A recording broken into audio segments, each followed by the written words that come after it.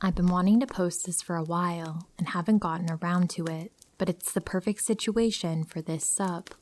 So I, 33 female, live at a funeral home owned and run by my dad. I live in the apartment upstairs and do some side work for my dad, but I don't work for the funeral home. Since I live there though, I tend to interact with a lot of people who are here for funeral-related things and whatnot.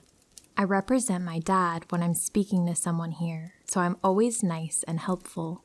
Had a couple crazy people I've dealt with, but nothing like this. This was in mid-March sometime, because it was right at the beginning of the whole COVID takeover. I had gone to pick up some food for my family around 6 p.m. Unless there is a service, the employees are usually gone, and I believe it was a Saturday as well.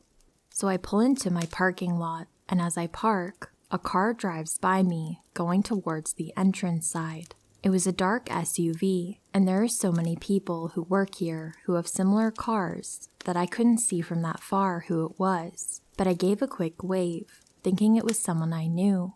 Bad idea. So the car stops and the guy gets out. Like I said, I'm used to having to help people and tell them where they can drop things or pick stuff up, etc. So this guy gets out and comes towards my car. I roll my window down a little, expecting to just say hello and tell him that no one is here working. He comes right over to my window and starts leaning in and peering into my car, which was a red flag already. It was very invasive. I'm glad my doors were locked and I only put it down a little.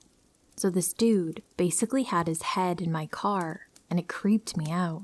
But before anything else, his eyes scared the crap out of me. He was very, very pale with bright red hair, and his eyes were literally the craziest and scariest eyes I've ever seen. It was chilling. I don't know if he was on drugs or just crazy, but I'm already uncomfortable at this point. So he starts to talk to me and ask me if I work here, blah blah. I tell him no one is working. Please call tomorrow in the morning, and then you can speak to someone. Thought that would be it. Not even close. This man came to bring an application to my father to work for the funeral home. He was apparently in IT or something, but had studied embalming and also volunteered for the Red Cross. He was talking a mile a minute, and I was so incredibly uncomfortable. But even more so when he started to tell me about how certain embalming techniques he studied included hanging cadavers by their feet and other insane, sick stuff. He had absolutely no experience in embalming though. He cornered me in my car for 15 minutes and just rambled. I told him several times, please just call tomorrow morning. I really can't help you.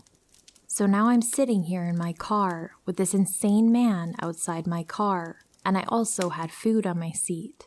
He was looking into my car, so he saw it. You would think he would take it as a hint. At some point I texted my husband and said, come outside now. Thank God he actually saw my text and came out. So he comes up to this guy and he was like, can I help you? So the guy starts cornering my husband also. This guy had absolutely no idea what personal space was, and my husband kept backing up, and he would move in closer every time. I took an opportunity to grab the food and get out since he was outside. When I got out, he started telling my husband and I, this virus is going around, and there are going to be bodies piling up.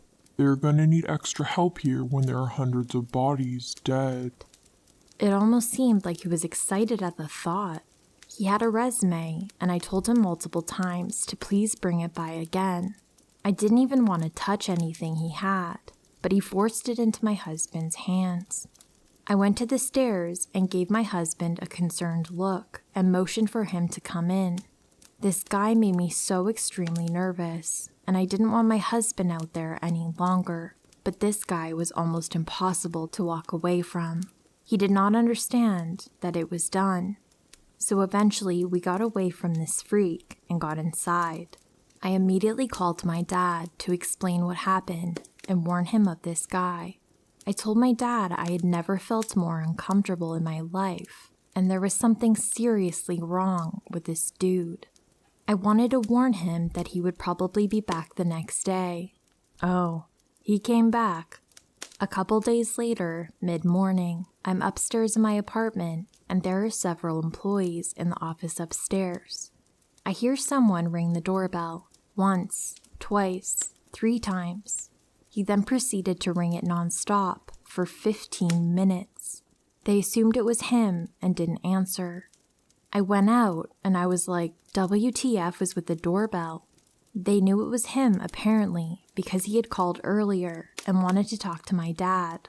And one of the employees told him that we aren't hiring, but he insisted on talking to my dad, so he came by. Then, after the doorbell went off for several minutes, the phone started ringing off the hook. Next, he was going around to all the windows and pounding on them relentlessly. I had told them how crazy he was, but I was glad they could now see what I meant and that I wasn't overreacting. Eventually, my older brother went down with a mask on. Like I said, this was right in the beginning, and people weren't even wearing masks regularly, but this guy had no boundaries. He then cornered my brother the same way and would not let him leave and end the conversation. We were all thinking, WTF is wrong with this guy? My dad did not want to talk to him, but he wouldn't give up. Next day, he comes back again. Same thing, banging on the windows and ringing the bell, calling incessantly. Eventually, my dad's secretary answers the phone and puts him in his place and told him that if he called again, they would call the cops. The best part is, every time he showed up in full top-to-bottom biker gear, spandex, helmet, knee pads, even though he apparently lived a few streets over. This guy was absolutely nuts. I'm so thankful he has not come back. Psycho-eyed biker dude. Let's not meet, ever, again.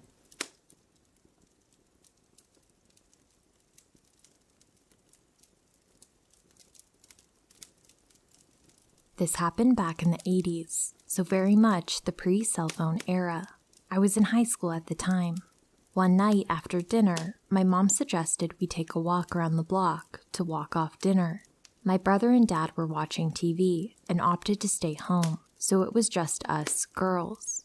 We lived out in the fringes of the suburbs, in a subdivision that was semi-rural. By that, I mean there were houses, but no streetlights or sidewalks. Everyone had septic tanks as there was no sewer service, etc. The houses were all well back from the road, and the lots were wooded. Anyway, we're walking around the block, which is about 1.5 miles total, and we're almost back home.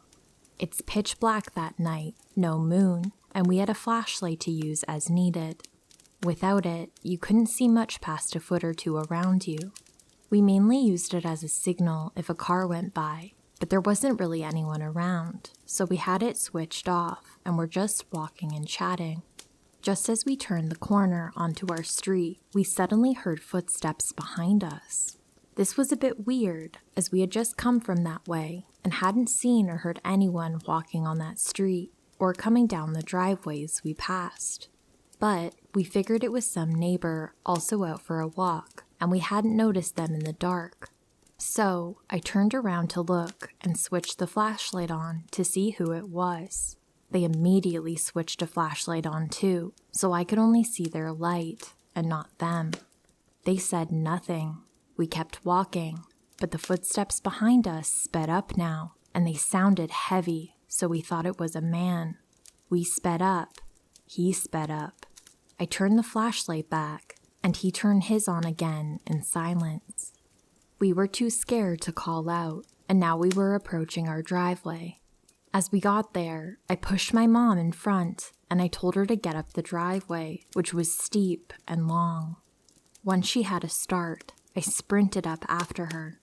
As I did, the footsteps veered away to the other side of the road and kept going. Nothing was ever said by this person, and normally people here waved and spoke when out walking or even driving by. When we got up to the house, my dad said it was probably just a neighbor, So, my brother and I got in my car and drove down the road to see who it was. No one was there. We walked around all the roads, and no one was walking on them. There wasn't time for him to leave the area. Either it was a nasty neighbor getting off on scaring us and then ducking into a house, or whoever it was came out of the woods behind us and then disappeared back into them.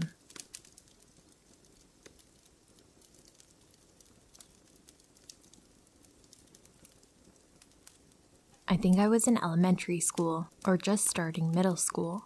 We lived in a pretty normal neighborhood at the time, across the street from an elementary school.